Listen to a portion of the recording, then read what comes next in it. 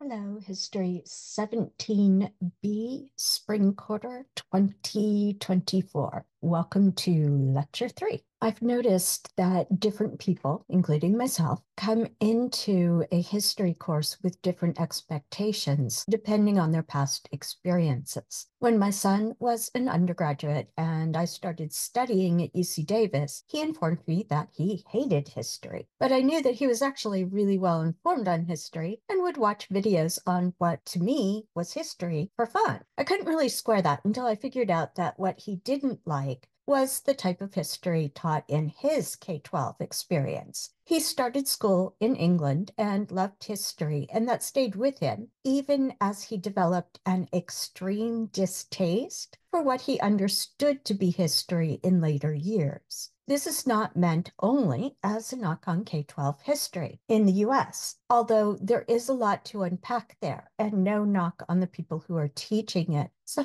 some of my best friends are history teachers. But to point out that not only is history itself unimaginably huge, but history as an academic discipline is not a single unvarying practice. At its simplest, history is change over time, and historians are folks who work on understanding what changes have happened over time and why those changes happened. I found this concept map, and I think it does an excellent job of making history as a discipline visually clear and simple, relatively speaking. So basically, historians do history, and history is stories and arguments about change over time. And it's evident in events and processes and people, and all of those go together to make history. Historians ask questions, they conduct research, and they analyze sources. And the sources can be primary or secondary. They can be texts, objects, traces in the environment, and images. And as someone at least noticed in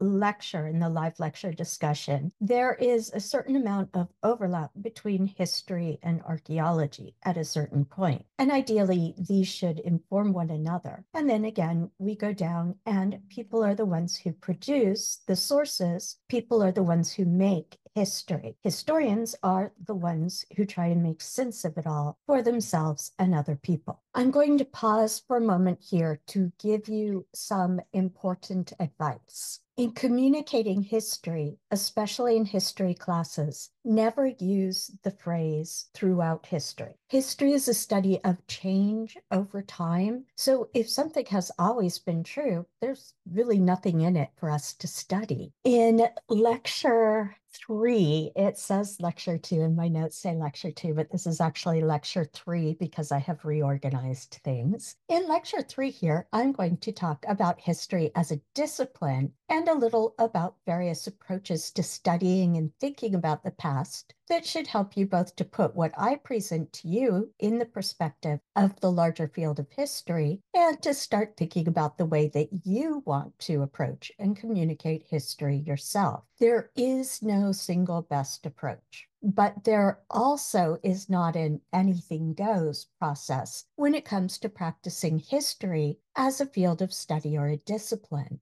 To start off with, the discipline of history has changed over time. This means that history has a history of its own. The study of how historical approaches and ideas have changed over time is called historiography, which is an amusing word that you may or may not have use for in the future. I'm not going to go over ancient historians from any region, and in Western history, classical Greece and Rome, as well as Europeans, are overrepresented. What I am going to tell you is that history is inherently political. We choose what to ask about, how to present it, what to believe and not believe, and how to understand what we see. One might say that throughout history, history has been political, intentionally or not. That is a given.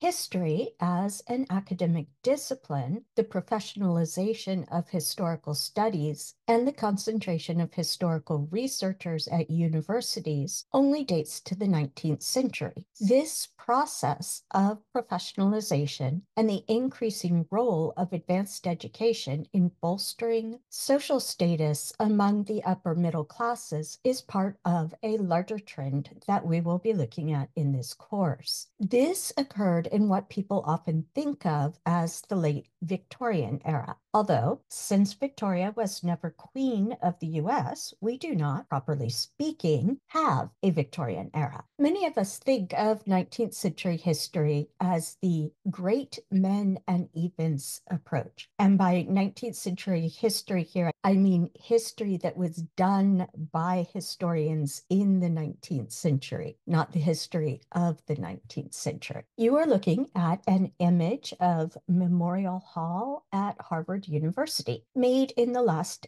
decades of the 1800s, the image, not the hall. The coda to this lecture is a comparison of the historical timelines of Harvard and UC Davis. Your instructor and at least a couple of your TAs are members of the professional organization, the American Historical Association, or AHA. Congress created the AHA in 1889. You are looking at the founding members of the AHA on the slide. You don't need to know who they are, but you might notice that they all have something in common, and I'm not referring to their rather marvelous facial hairstyles. These were all white men of basically similar socioeconomic position and educated at the same institutions with the same perspective on the world. These weren't, as far as I know, inherently bad folks, but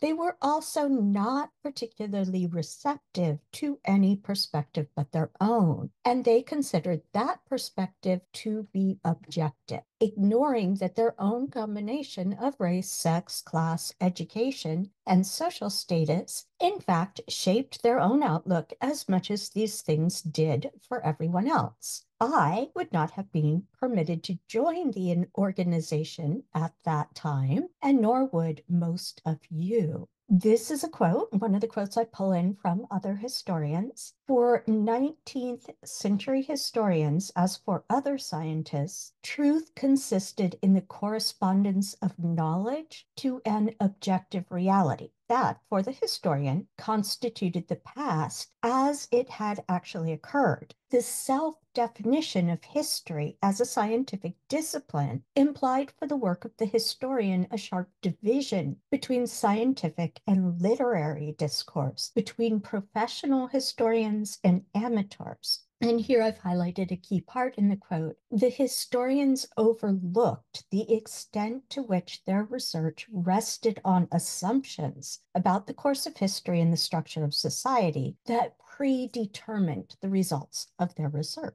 Over the course of the 20th century, one shift in the discipline of history was to a social science approach. This approach was new in the sense that it emphasized social structures and processes of social change. You do not need to remember these examples, but when you come across reference to any of these, quantitative sociological and economic approaches, structuralism, the analyst school, Marxist class analysis, you will know where they fit in. While this development represents a shift, it was not entirely revolutionary, as it still assumed continuity and direction to history that privileged supposedly rationalized modern, meaning Western Euro-American society. This approach developed in the context of European and American empires and a Western belief in progress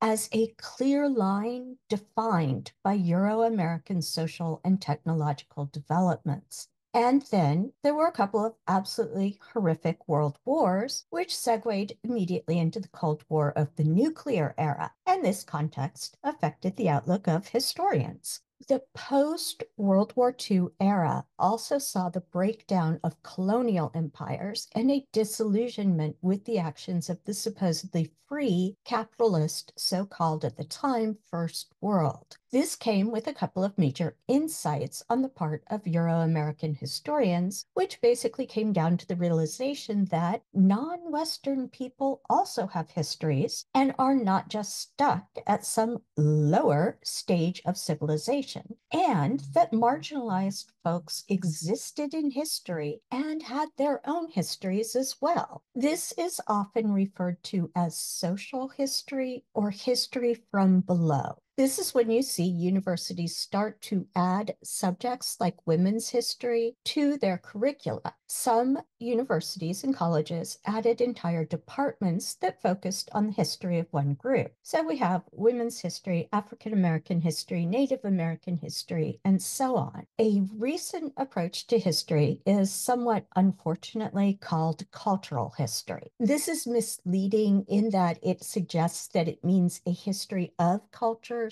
rather than an adjustment of the viewpoint of the discipline of history. Cultural history overlaps with social history in the sense that both deal with people left out of the great men and battles history. But the cultural historian tries to consider that marginalized groups not only have history, but are human actors who shape the course of history for everyone.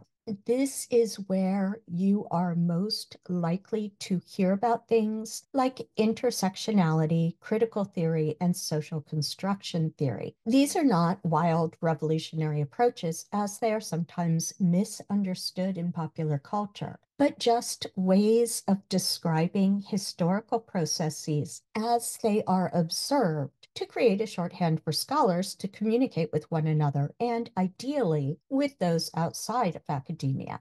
Do not fret about any of these at the moment. We will get to them when we get to them, and chances are that they will not seem particularly exciting until I name them, and probably not even then. That brings us to the question of what kinds of history are there? And the answer, or answers multiple, depend on the questions we're asking and how we go about answering them, as well as whom you ask. In the image on the upper left, you can see some of the things that I've discussed, like cultural history, social history, and women's history. But they are sort of put at the same level rather than, say, considering women's history as one part of social history. There are also branches of history of particular topics, like history of science and art history and diplomatic history, that I didn't even bring up before. Not because I don't acknowledge them, but because they weren't relevant to the historiography story that I was telling. In the chart on the lower right, intellectual history is the center of everything rather than being just one branch of history, and art and environmental histories just disappear.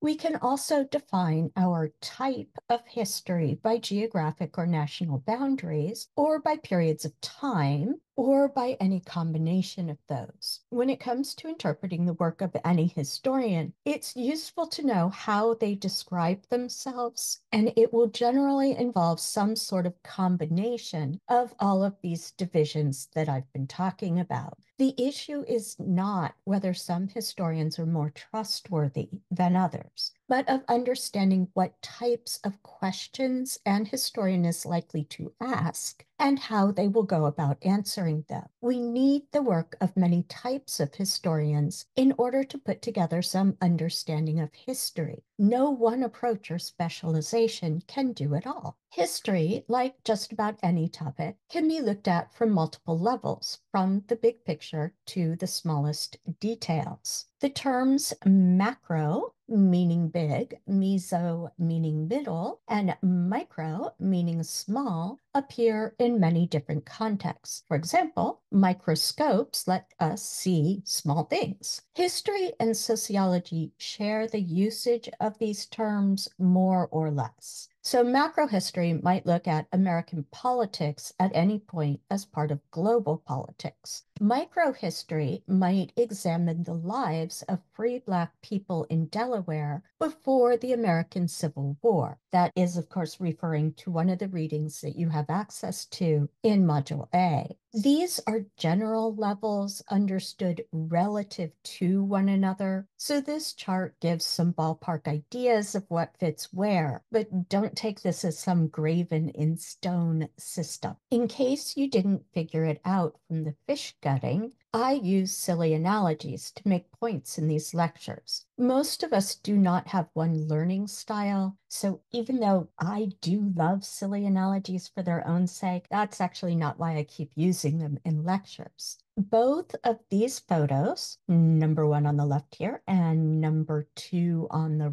right, or rather what they are photos of, can give us information about the same thing. And I'll tell you what that thing is in just a moment. We can get information on other subjects from these same sources, and the two sources give us different information on the same subject. So if you only got one picture and it was one of these two, understanding what might link them could be tricky. If you figured out that photo number one here is of a museum and photo number two shows paint on a canvas, then you would probably get that we are looking at a painting valued enough for some reason that it is displayed in a museum. If you recognize the museum as the Van Gogh Museum, then you would probably surmise that the link between these two images is a painting by Van Gogh. Just from there, we would be able to ask useful questions, knowing that they would give us interrelated information, even if we did not know the exact link or painting yet. The questions that we ask would be very different at this stage. For example, with picture number one, we could ask, where is the Van Gogh Museum? And about picture number two, what type of black pigment did Van Gogh use in his paints? It would make no sense to ask the questions in reverse at this stage. Where is the Van Gogh Museum? And what type of black pigment did Van Gogh use in his paintings? The answers, incidentally, are Amsterdam for number one and probably bone black for number two. Impressionists as a group rarely used black, but Van Gogh did in some of his paintings, including the one that we're getting to. When he did paint with black, studies have shown that he used bone black, and bone black is, or at least it was when Van Gogh used it, precisely what it sounds like, ground up charred animal bones. Back to this, it's a bit like having only access to history at the macro level here. For example, global political and economic relationships on the eve of World War I, and the micro level, say the personal account of a Prussian shopkeeper on the eve of World War I, but with nothing in between. The more folks there are studying related histories, the more information we have and the more we can relate pieces of information to one another. And then the more questions we will have, and so on endlessly. The painting, by the way, is Van Gogh's Sunflowers, and I've included a tiny bit of relevant information that we can learn about sunflowers on the slide. 3 points here. First, the more levels we look at something, like history, the more information we have about it. As historians, the questions that we ask should be appropriate to the level we are examining and the sources that we are using. And we may want to change the answers to some questions once we have answers to other questions. Understanding history is like studying astronomy. We adjust our explanations as we learn more. This class will view American history from different levels, but remember that I have a limited time with you to share a complex set of interconnected stories. This is where your reading, primary, secondary, and tertiary, if you like, for your textbook, will help you situate lecture material in the frameworks that will be most useful to you personally. View your readings as a resource, not as an overwhelming chore, nor as some objective truth. Think of using the readings for yourself rather than reading them for me or even for your TA. Thematic and chronological approaches to history are exactly what they sound like. A thematic approach centers on a particular idea or theme, and a chronological approach goes in order of time. Chrono is time, usually from earliest to latest, if you're an historian, no flashbacks. This is really a matter of emphasis, whether it's thematic or chronological, in any given book, article, or course. It is rare to find only one or the other alone. In fact, I would say it's pretty much impossible. You have to organize your material somehow to present it to someone else. So, for example, if we look at part of my tentative course plan that you can find under your syllabus, you will see that the modules are arranged basically chronologically. So we go from the Civil War, 1870s, 1880s, to the Progressive Era, 1880s, early 1910s, to World War I, to the Roaring 20s and the Great Depression in the 20s and 30s. But within each module, I'm tackling not just events, not just what happened, but themes like labor or social or economic inequality. Both big picture causes and more local responses by different groups are going to be in what I look at. This brings us to the last section of this lecture. Everyone who teaches 17B teaches the same overarching story, and we cover, for the most part, the same events and developments. But we all tell it somewhat differently depending on our own interests and focus. For example, I've seen this same class presented by 3 different faculty members here at UC Davis, and I quite honestly have absolutely loved it every time, and seen the same events from different vantage points with different details and examples. So, for example, one of the faculty members I sat in on focuses on conspiracy theories and social movements, another on political history, and another on immigration history. And although the big picture was the same, I learned different things every single time.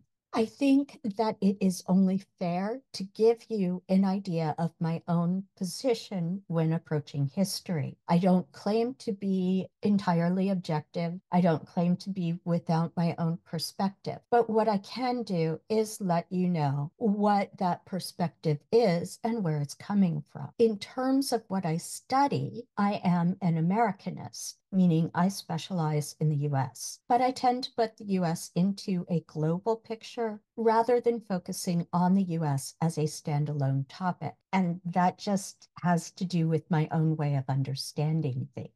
My research focus is the late 19th and early 20th century, but I have studied and at this point have taught the full arc of American history. I am, if I have to pin myself down, which I prefer not to do, but if I have to, I'm probably a cultural historian. I specialize in gender and sexuality, but these cannot be understood independently of other socially constructed categories like race, class, age, or regional associations. And so I tend to have that perspective when I present history. This, combined with my tentative series of modules and topics, will tell you something about the way that I will tell the story of the United States after 1865.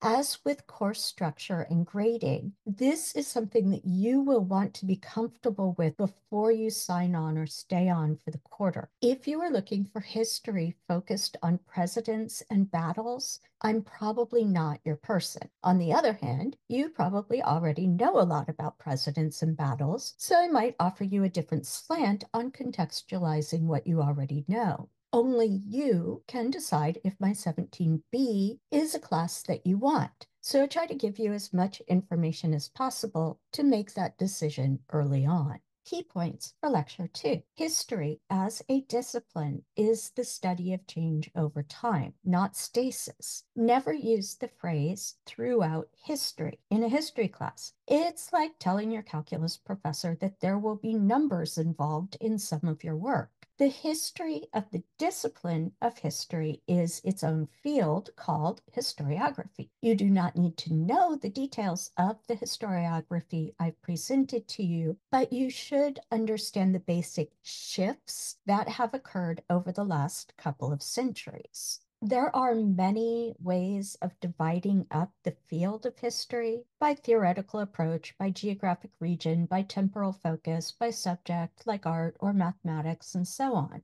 These are not mutually exclusive. They all fit together to help us understand the past. Likewise, historians focus on different levels of history, from the big picture to the actions of specific individuals in a localized place and time. All of these levels are critical because they allow us to ask and answer different but interrelated questions. For the coda for this lecture, I thought that we might combine starting to think about how to use timelines with a little history of academia in the United States. Harvard University is generally recognized as the oldest university in the US. It is named after one John Harvard, a nonconformist minister who immigrated from England and left a bunch of money to a school that had been established by the Massachusetts Bay Colony 2 years earlier. Harvard was initially intended to provide religious instruction and turn out ministers like John Harvard. And you can see what I've done here. I've made my timeline go from 1600 to 1650 so that I could include the birth of Mr. Harvard, or at least the first record we have of him, which is his baptism record in Surrey, England, and then ending in 1642 with the first 9 men who graduated from Harvard, and they were all men.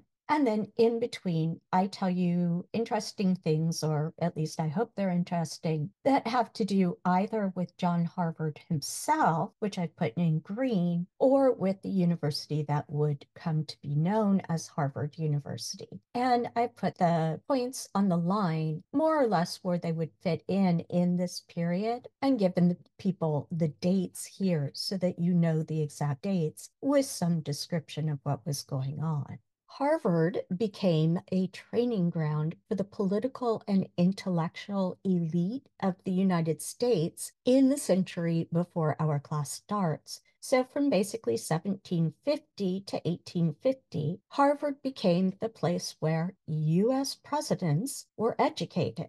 And eight of the signers of the Declaration of Independence were from Harvard. You can also find out from this timeline information about Harvard itself. So, for instance, when its building burned down, just breaking an historian's heart by burning a ton of volumes, we also know that Harvard participated as a living and training ground for Continental soldiers in the American Revolution. And then we see when Harvard got its medical school, its divinity school, its law school. And then I put in this story because it just is entertaining to me. In 1849, so not long before our class starts, Harvard Medical School professor Dr. John White Webster borrowed money from fellow medical school professor Dr. George Parkman using dodgy security. And actually, what he did was he used the same material as security for multiple loans, which means if he defaulted on all of the loans, he had multiple people who would be claiming the same security. Dr. Parkman disappeared only to be found in pieces, literally a week later.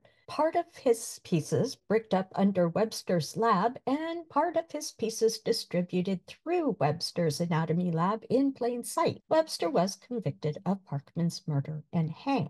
And down here, I've put a link so that you know where all of the information that I found here is coming from. If Harvard was produced in the context of English colonization of Eastern North America in the 17th and 18th centuries, and then with the early Republic, UC Davis was a product of the westward colonization of the new United States. In 1862, the first Morrill, named after a person, a congressman, act granted federally held land to states to sell to establish land-grant colleges. These were meant to teach things like agricultural science, military science, engineering, and sciences appropriate to developing the U.S. as a globally competitive economy, which came to include things like chemistry and physics. That was the first Morrill land grant. The second one was written and passed in 1890, again by Congress. And for both of these, but I've only put it here for space reasons, the federally controlled or so-called public lands that were awarded by the Morrill Acts